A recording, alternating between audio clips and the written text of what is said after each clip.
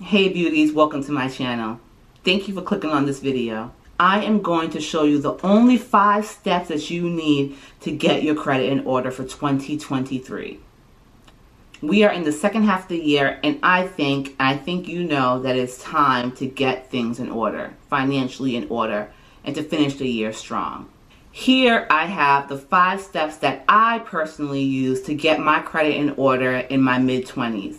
I personally was able to take my credit score from 520 to 700 points. And I'm going to teach you exactly how I did it. Make sure you grab a pen. The very first step that you need is to actually know where you stand. What is your score? The free way that I went about getting my credit score, or at least getting an idea of where I stood with my credit score number, was using Credit Karma. Now I know a lot of people are going to tell you Credit Karma is not accurate and don't use it for this and that reason. I get it. But in our situation, what we're going to be using that app for is just to get an idea, a ballpark of where we stand with our credit report number. It doesn't have to be exact, but at least have an idea of where you are currently. Step 2 is I want you to take a moment and sit down to write down all the debts that you already know about off the top of your head. Write them down in order from smallest to largest. It's really simple. Everybody that you know has been calling you talking about, hello, this is a phone call to repay your debt. Those people. You are going to write down all of those phone calls, well, as much information that you could recall on your own, and write those down. Again, from smallest to the largest number. Step number 3 is, here's the most important thing. You are going to go to annualcreditreport.com. Annual Credit Report is where you could go to download all 3 of your credit reports for free. That means Experian for free, TransUnion for free, and Equifax for free. You go ahead and download all 3 of them and make sure you email them to yourself so you have them in safekeeping. These downloaded 3 credit reports are going to serve as your blueprint, as kind of like your guide to get things in order, so you can know exactly who you owe and how much you owe them. When you have all these 3 credit reports, you're going to take the time to go through them. Some of the information might surprise you, and a lot of it should not surprise you at all. You really should have somewhat of an idea of what you're going to find on those credit reports. You might be shocked to know that things that you did from when you were just 18 years old are still there affecting your credit till this day. So go ahead and download all 3 of your credit reports and start to kind of familiarize yourself with the information on them. Then when you have the information on them, you're going to go back to your list that we wrote already from the debts you knew from the top of your head that you wrote down from smallest to largest. Now you're going to go in and tweak it using the accurate information that you got from annual credit reports, your Experian report, your TransUnion report, and your Equifax report. And you're going to add that information, or those debt information, to your little list. And you're also going to keep them, though, in orders from smallest to largest. This is how things really get going. When you have them listed in order from smallest to largest, then we're going to go ahead and start making some phone calls to those creditors. So now that we have all 3 credit reports downloaded and we have kind of familiarized ourselves with the information on it, we also have our list of smallest debt to the largest debt. Then we're going to move on to step number 4. Step number 4 is actually contacting your creditors. I know this step could be a little bit intimidating, but it is necessary. Number 1, what your creditors might be able to do for you is remove some of the debt. They might be able to slash that debt in half for you.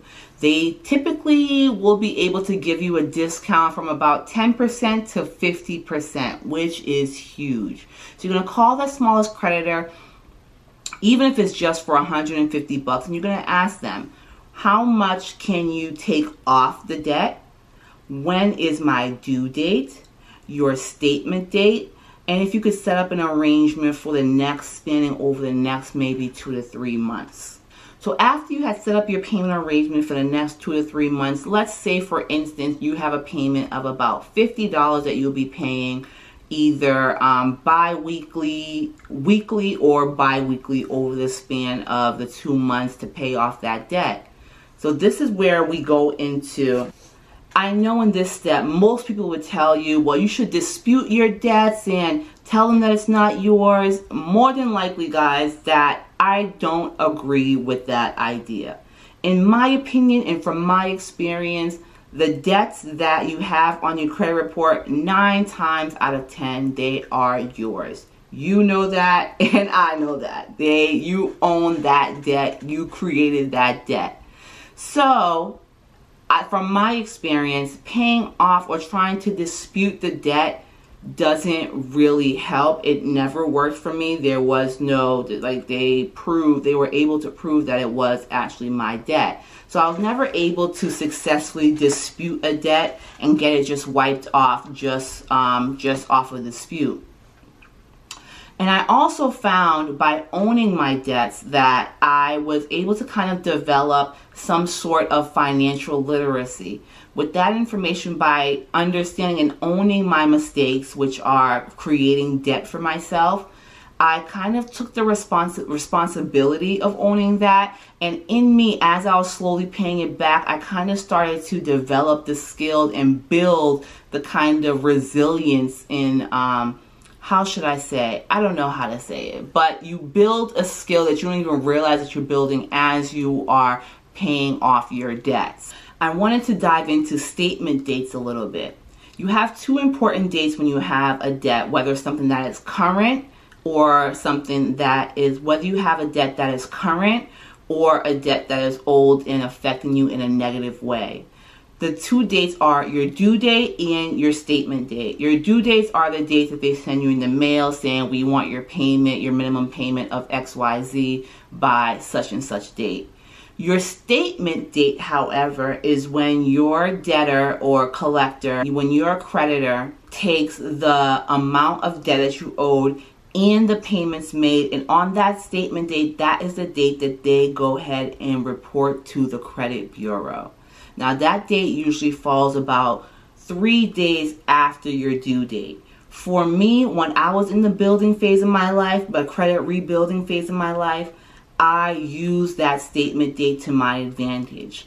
You know that there are going to be some days, well, hopefully you know, but if you don't know, I'm here to tell you that there will be days when you are able to use that date as to your advantage. Like, say for instance, your bill is due on the 1st, but you're not getting paid until the 3rd. So what I do is on the 2nd, I go ahead and submit that payment. And then by the time the 3rd comes around, so now they have on record that I submitted a payment on the 2nd. It doesn't come out of my account until the 3rd. And that is also when they report that I did make my payment on the 2nd. I hope that makes sense. I would suggest that you use that statement day to your full advantage. Now we're going to move on to step number 5, the most important step.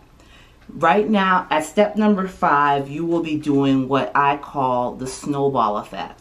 And the snowball effect is where we're going to go back to that list of the smallest debt to the largest debt, and we are going to start to attack them one by one. We are going to go to that smallest debt that we have. We're going to set up that payment arrangement over the course of maybe 2 to 3 months, depending on how much that it is.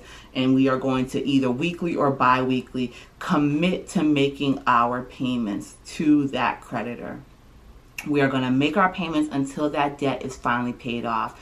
When that debt is finally paid off, you're not going to take a break and just forget about it or reward yourself. No, you are going to then take the next smallest debt and apply that amount that you used before for your previous debt and apply it to the next one.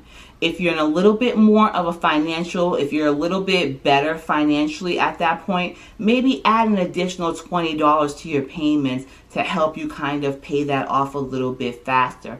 Say, for example, your first debt, you were paying $50 weekly or bi-weekly to your creditor to pay off a debt. Once that debt is paid off, now you have that $50 and you are going to apply it to the next smallest debt.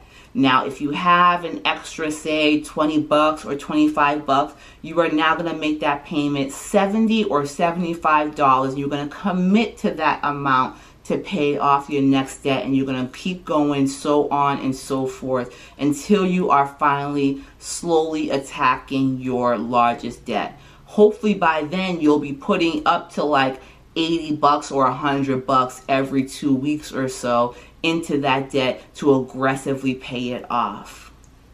And that's it, guys. Let me know what you think about my 5 steps to rebuilding your credit in 2023. I really hope this information helps. Until next time, bye.